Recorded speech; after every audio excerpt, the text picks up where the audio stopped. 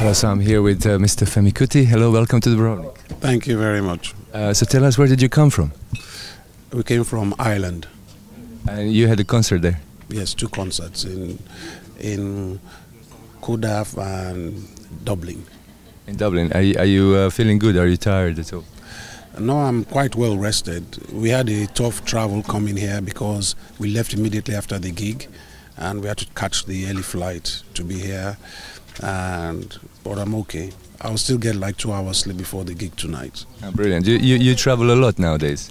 Not really. In the last 2 years I've tried to stay at home because I like being at the shrine in Lagos, and the shrine gives a lot of people hope and comfort because Nigeria is getting very difficult. I find when my music is around and I'm playing, I play 2 times a week. Thursdays I play free for the people, and Sundays I play for like $1, and people love that, and I'm getting very comfortable doing this. Maybe this has to do with age as well. I'm tired of traveling. Maybe. But I have a very big album coming out next year or maybe late this year, so I might have to do a lot of traveling promoting that album. I am looking forward to it, but like I said, age is catching up with me and I prefer to just be in one place and play. Are you spending a lot of time in the studio? Not really. I spend a lot of time playing live at the shrine.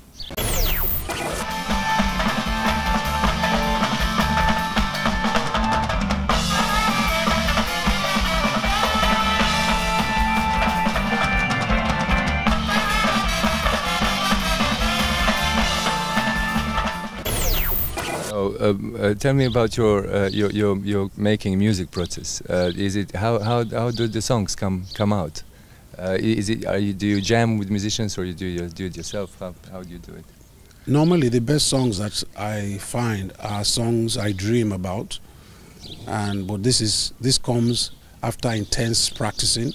When I practice very much and I go to sleep, I normally dream about good melodies. I try to wake up quickly to catch the melodies, or whilst I'm practicing, after about an hour or 2, the melodies come.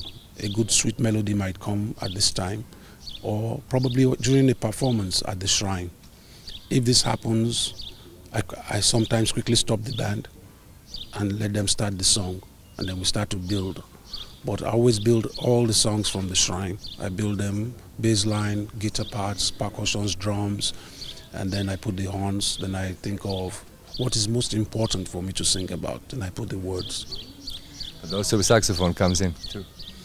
Sometimes. Yes. I play, these days I'm doing more of singing and conducting and composition. But I do play a lot. I still play the sax quite. I focus more. I moved to the trumpet now, so I spend at least 6 hours every day practicing the trumpet.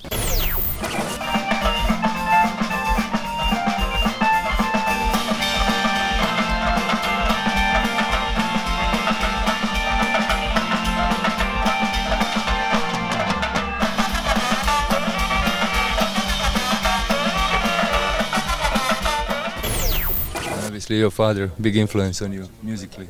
Yes, definitely. It's the foundation. My father is the foundation of my music. My father is everything about my music.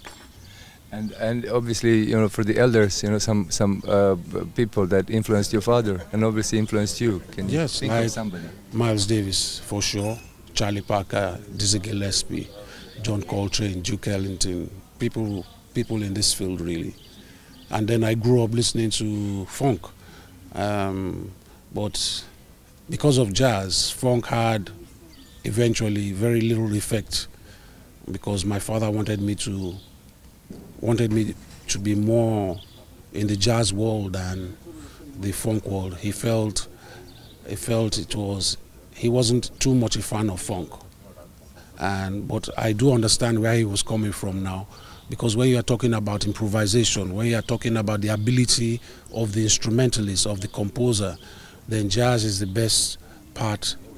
Jazz is a better option for the musician to learn from and get experience.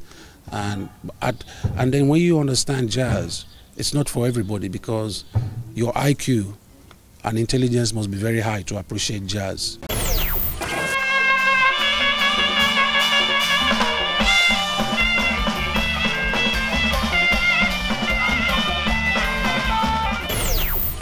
When you listen to jazz, you don't understand it immediately because the wavelength of jazz is so high. But what the jazz musicians were doing was incredibly unbelievable, showing the dexterity with their musical instruments, going. When you start to see this, it's like magic, and then you just have tremendous respect for these players, but it's so. You find that the average listener will not appreciate jazz immediately. You have to be, it's like you have to be introduced, and it's a gradual process. It's not for everybody. It's only for really intellectual-minded people. Because jazz has a lot of harmonies as well, no? And yes, and improvisation as well.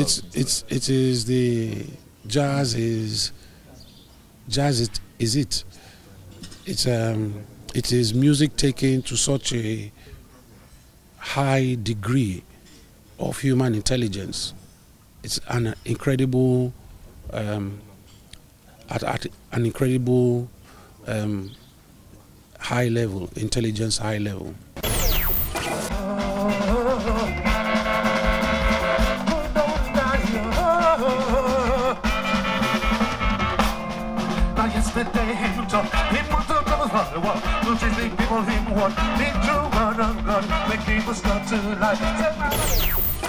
I like what you said about showing the beauty of Africa through music, because African music is amazing. Yes, that's the essence of what I do. I think music has a very important role to show and to help heal a lot of issues. And I think maybe because of my background, my father, it has social issues, political issues are part of my music and very important for me too.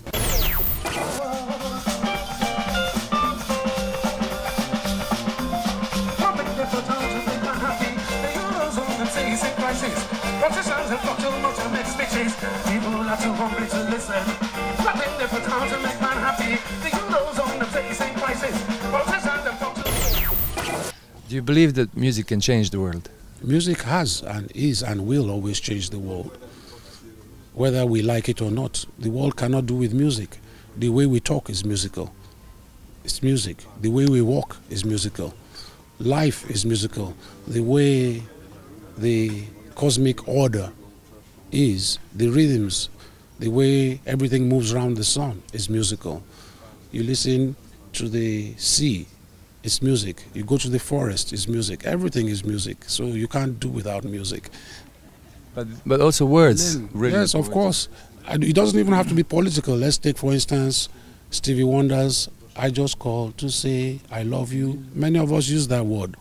So it healed and helped many people in their love affairs. Baby, I just called to say I love you. That was music. So music helps. It doesn't have to be hard or political. It doesn't. It could be soft. It could be dance. But when you have festivals, why everybody's in festivals summer? Why? Music. Music brings everybody together. It's the only profession that can bring so many people together at one place just to have a good time. If you want to wash, then what are you going to use?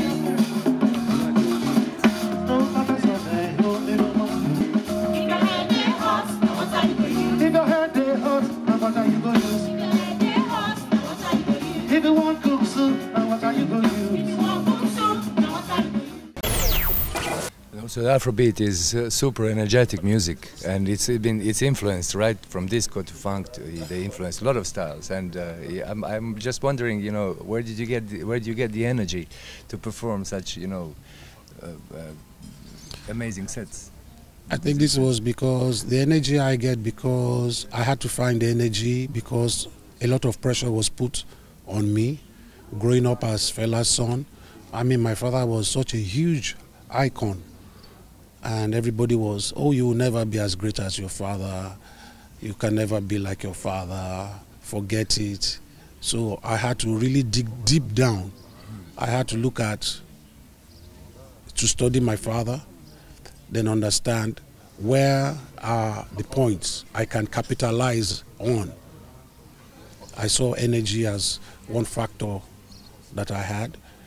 I felt if I use a lot of energy, it would amaze a lot of people. Now, Africa likes more kind of laid-back kind of songs. And so when I started with this very powerful high tempo, Nigerians didn't want to listen to my music. So they said, oh, it's too fast, it's too blah. So I started to make my name in Europe and America, where Europeans who knew my father were like, what's he doing? Oh, wow, it's fast, but what's this? It was like something just coming straight at you, a very fast train, and everybody was like, wow. But Europe and America gave me the opportunity to express, because I was experimenting, I was very young. And then as I grew older with maturity, I started to find ingredients to even still continue at a fast pace, but use technique in my music to slow it down for, I now started to study the minds of people. So now, Africans now, Nigerians especially, started to say, wow, okay, it's fast, but I can find a slow tempo in this very fast beat. So I started to put ingredients. I started to use the organ to sustain. So the organ, for instance, was like an undercurrent in my music. So the music is going very fast, and then I use the organ to like an arrow to bring it back, and everybody can now. So then the range is very wide, and everybody can now. In my music, you see so many varieties of rhythms, fast, tempo, slow, but you can couple all this together. In every individual's mind, everybody hears something different.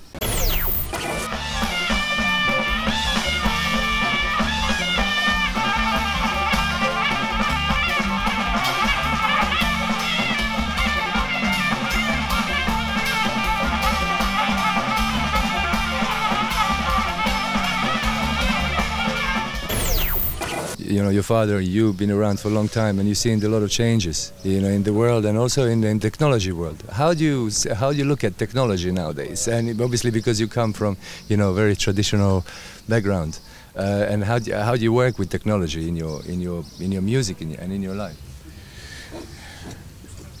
We have to understand that technology causes a lot of problems as well, and the human race has to find and discard where technology becomes a hazard to human living, and especially when it's causing cancer or radioactivity that is bad for human health, then this is not good.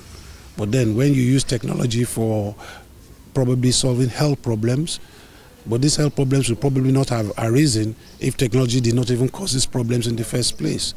So, but musically, I like technology because in the studio you can use technology to really enhance and give your sound a very powerful background. But generally speaking, you see what some good technology does and then bad. Musically, again, technology can be bad in terms of, for instance, somebody knows nothing about music. You just find some melodies, you make a hit. You are not a musician, you know nothing about music, you get a massive hit, but then in a few years you are dumbfounded in yourself because you know nothing about music, you play no musical instruments, and then when you become a young person who becomes a mega star, by the time you are 50, your life is empty because you refuse to study music. It's like a quack doctor treating people.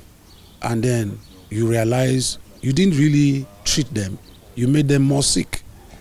So this is what I see, this is happening at a very high scale globally now. Music is as serious as medicine, law, engineering, technology.